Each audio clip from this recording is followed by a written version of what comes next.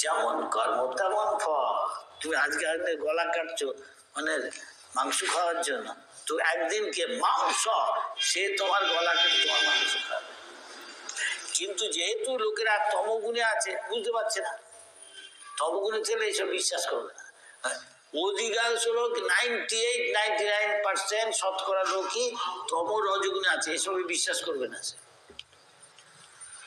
যে মদ খেয়ে চুরি হয়ে আছে, তাকে এসব বলে আপনি এখানে চাকরটা এসে বলে আপনি রাস্তার মধ্যে পড়ে আছেন, এখানে কত নোংরা, সে কুকুরে এসে পেচ্ছাপ করছে, হাগছে মুখছে, হ্যাঁ ভালো আছে, যাই আমি যাবো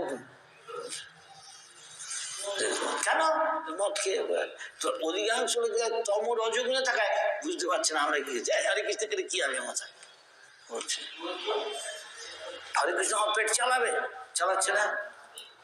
আমাদের কে পেট চালাচ্ছে? কৃষ্ণ চালাচ্ছে, আমরা একটু সেবা করে দিচ্ছি।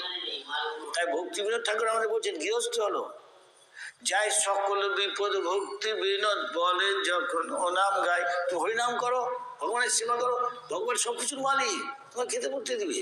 হাতিটা টন খাওয়ার খাচ্ছে আমাদের জঙ্গলে থাকা শত শত হাজার হাজার হাতি সারা পৃথিবীতে।